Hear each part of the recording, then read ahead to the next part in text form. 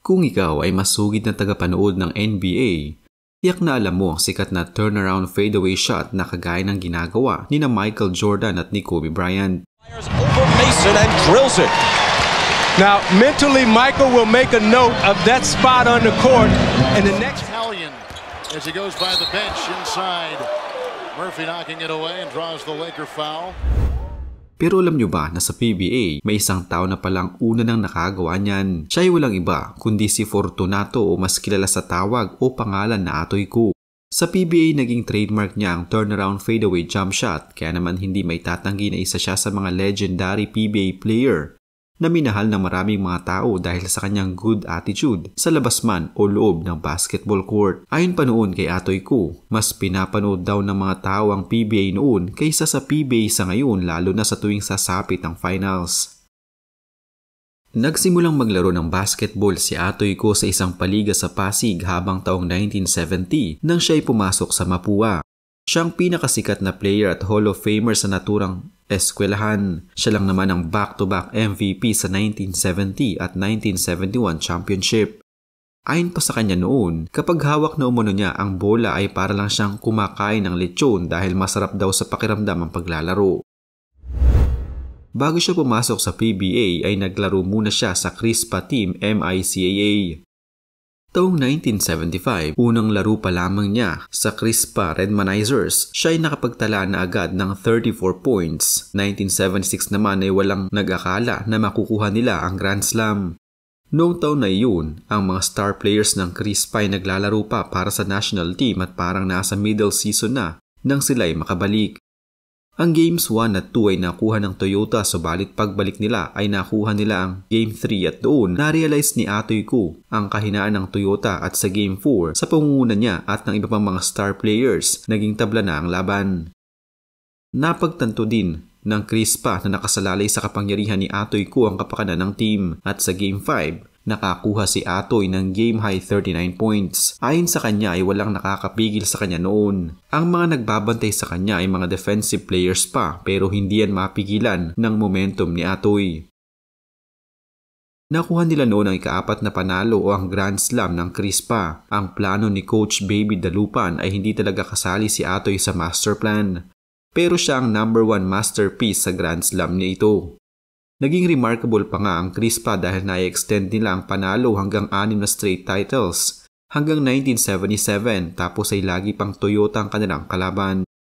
Ayon kay Atoy ay mas pinapanood pa daw ang PBA Finals noon kaysa sa mga finals ng PBA sa panahon ngayon. Sa tuwing magkakaroon umano ng laro ang Toyota at Crispa ay laging nagkakaubusan ng tiket at ang mga tao noon ay parang nanonood ng laban ni Manny Pacquiao. Nadugtungan pa ang Grand Slam na ito hanggang taong 1983 at ang top scorer pa rin ay walang iba kundi si Atoy Koo at ito lang ang kaisa-isang franchise na may 2 Grand Slam.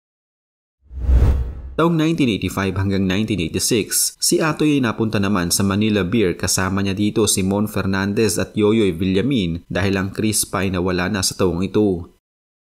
Pero marami ang nagtaka dahil sa ang isang star-studded lineup ay tinalo lang ng mga college players sa NCC ni Ron Jacobs. At nagkaroon pa ng issue kay Mon dahil parang game fixing umano ang nangyari tapos ay si Atoy lang ang kumakayod laban sa Shell. May mga pagkakataon din na binabangko lang buong gabi si Mon kaya ang mga tao ay galit na galit sa Manila Beer. Taong 1987 nang mapunta naman si Atoy sa Great Taste kasama ng ilang mga Crispa Toyota star players at dahil nga sa powerhouse, ang Great Taste ay naging team to beat lalo pa't dumating na si Alan K. Dick dito habang si Atoy Koo ay nagretiro na noong taong 1988. Si Atoy ang nagsilbing pioneer sa PBA at noong nagretiro siya ay inamin niya na iniisip din niya ang kinabukasan ng kanyang pamilya kung maipangbubuhay pa ba siya. Mahirap isipin ang ganong mga bagay kaya naman sa unang beses pa lamang niya makapasok sa PBA ay nagsimula na din itong mag-ipon at hindi siya nagpakakampante dahil hindi niya alam kung hanggang kailan lang siya makapaglalaro ng basketball. Dahil sa naging malaki ang naipon ni Atoy Koo, nagtayo ito ng iba't ibang mga negosyo gaya na lamang ng mga restaurants at bar. Family style ang kanyang mga restaurants at bar kaya laging dinudumog ng mga customers. Naging counselor din siya ng Pasig at head coach ng Mapua Cardinals at first commissioner sa UNTB Cup. At sa mga hindi nakakaalam, ilang pelikula din ang nagawa ni Atoy Ko sa Pilipinas. Sa video ng ating mapapanood ay malalaman natin kung paanong kumikita si Atoy Ko noon sa pamamagitan lamang ng pagbebenta ng mga karton at ang kanyang kita umano ay 5 beses na mas malaki kumpara noong siya ay naglalaro pa sa PBA. Kinakantsawan ako ng ibang tao sa kalsada eh. Sa pagpasok ko ng company, o minsan sa bodega, bakit yan ang ginagawa mo, di ba? Ang dami mong kinita. Hindi po. Hindi ko ba sinasayang maliit, malaki kinita ko? Hindi ko na kailang sabihin yan. May kinita po ako, pero mauubos din po yun pagka hindi ako nagtrabaho. Kailan lumaban ka, huwag kang mahiya. Kahit magtinda ako ng kahit ano dyan, magtinda ako balot. Naghahanap buhay ako eh. Pinagkikita ako ng malinis eh. Mas dapat ko mas marangal pa ako dun sa mga ayoko na magsalita. Habang nagpipelikula, yung kaibigan ko, si nasirang Mr. Clement Halihali, he's working sa isang paper company and he's making very good money. Habang nagpipelikula, nagsesale ako. Pag break, takbo ka, benta ka ng corrugated boxes. Yung corrugated boxes ko, nag-umpisa sa 6,000 allowance. Kumukuha ko ng sweldo ko, ng commission ko, mga 250,000, 300,000. At the time, mga 91, 92, 93. May naging produkto ako ng Procter & Gamble. Nakuha ko yung account na yun. Galing ha? Pag sinasama niya ako doon, di nakikilala ko yung mga purchaser doon, lahat nakilala ko. Eh, bigla siya umalis dun sa company. Eh, pinakiusap ko dun sa boss ko. Ako na lang ang magte-take over. Pinayagan naman ako dahil medyo bihasa na rin. Alam ko na rin about corrugated boxes eh. Nakuha ko yung account na yun. Eh, siguro mahina ang 200,000 commission ko dun sa Procter.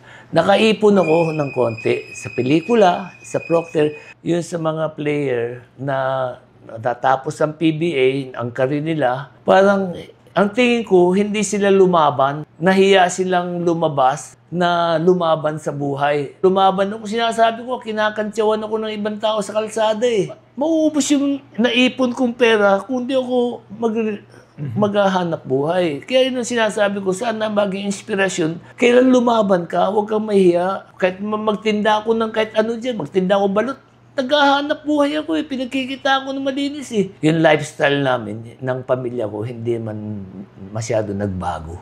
Kasi hindi naman kami maluho talaga eh.